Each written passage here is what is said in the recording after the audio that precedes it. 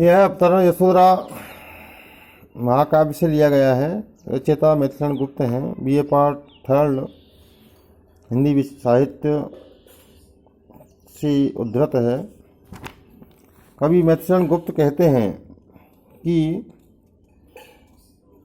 जब सिद्धार्थ वन के लिए चले जाते हैं तो यशोधरा कहती है कि जाए सिद्धि पावे वे सुख से, दुखी न हो इस जन के दुख से। वो सिद्धि ही तो चले गए हैं, सुखी पूर्वक चले जाएं, मेरे दुखों से या मेरे दुखों को स्मरण करके वो दुखी नहीं हो।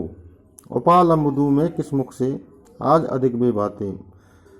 मैं उन्हें उपालंब देने लायक नहीं हूँ, या किस मुख से मैं उन्हें उल्हाना दूँ, आज मुझे वो और अधिक प्रिय लगने लगे हैं। किंतु हे सखी, मैं ये अवश्य कहती हूँ कि वो मुझसे कह कर के जाते तो ज़्यादा ठीक होता। गए लौट भी वे आएंगे, कुछ अपूर्व अनुभव लाएंगे, रोते प्राण उन्हें पाएंगे, पर या गाते गति सखी वे मुझसे कहकर जाते। कवि कह रहा है यशोधरा के माध्यम से कि अगर वो चले गए हैं तो लौट करके भी आएंगे और कुछ नए अनुभव यहाँ ला करके हमें सुनाएंगे, और मेरे जो दुखी प्राण हैं उनमें नया जीवन संचार होगा।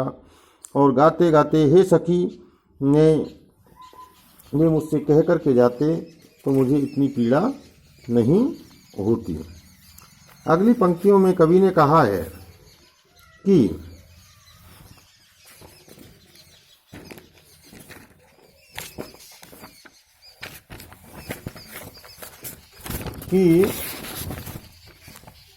प्रियतम तुम श्रुति पथ से आए। हे प्रियतम, तुम मेरे कानों के माध्यम से आते हो। श्रुति पथ कर्णों के माध्यम से, अर्थात अभिप्राय यहाँ इसका यह है कि मेरे अपने कानों से आपके व्यक्तित्व की विशेषता एवं गुणों को सुना था, और उन विशेषता और गुणों को सुनकर के मेरे हृदय में आपके प्रति भाव जो है और बढ़ जाते हैं।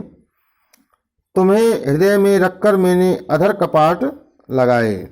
यशोधरा कहती है कि हे प्रियतम, मैंने जो है तुम्हें अपने हृदय में रख करके और होठों रूपी दरवाज़ों को बंद करके कर लिया है, जिससे कि तुम वापस बाहर नहीं निकल पाओगे। मेरे हास विलास किंतु क्या भाग्य तुम्हें रख पाएंगे। यशोधरा की मार्मिक पीड़ा यहाँ अभिव्यक्त होती है।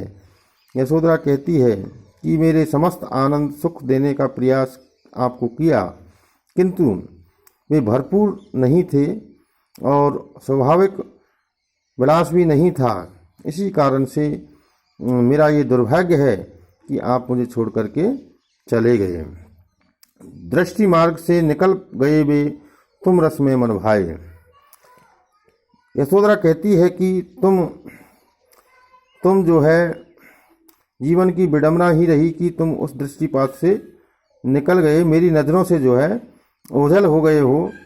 यद्यपि आपका हृदय एवं व्यक्तित्व मन को पूरी तरह से भाने लगा है, आज मुझे रसपूर्ण लगने लगा है, और मैं आपके अपने पास रख रही हूँ। यशोधरा क्या कहे, और अब रहो कहीं भी छाए, मेरे ये निश्वास व्यर्थ यदि तुम्हें खींचने लाए, प्रियतम तुम श्रुतिपथ से आए। यशोधरा कहती है कि हे स्वामी, मैं अब और क्या कहूँ, आप अब इस दुनिया में कहीं भी रहो, आप अपनी साधना या अपने व्यक्तित्व से जग को प्रकाशित करते रहो। मेरी आहें कराहें और निस्वार्थ व्यर्थ ही हैं, क्योंकि मैं तुम्हें अब वापस नहीं खींच करके ला सकती। इस पंक्ति का आशय यह है कि यशोधरा की जो मनोव्यथा है वो अपने ओर से कोई कसर नहीं छोड़ती, लेकिन फिर भी वो उन्हें छोड़ करके चले जाते हैं। इसलिए वो कहती है कि हे प्रियतम, तुम मेरे श्रुति पथ से आकर दृष्टि पथ से निकल गए और मेरी आंखों से ओझल हो गए हो। इसलिए मैं और कुछ अधिक नहीं कह सकती। प्रस्तुत खंड में नायिका यशोधरा का एक भारतीय नारी का जो करुण क्रंदन है, उसकी वियोग जो व्यथा है, टीस है, उसको यहाँ व्यक्त किया गया है। कवि ने स्त्री एवं पति के रूप में अपने समस्त कर्तव्य कर्मों का निर्वहन करती हुई यशोधरा का चित्रण किया गया है। और इसमें जो है रूपक अलंकार का अंकन बड़ी मात्रा में हुआ है।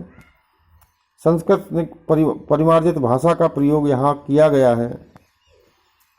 और नारी की जो मार्मिक वेदना है उसको बहुत ही सुंदर रूप में यहाँ कवि के द्वारा वर्णित किया गया है। तो इस प्रकार से ये यशोधरा महाकाव्य का महत्वपूर्ण अंश है जो इस व्याख्याखंड में दिया गया है।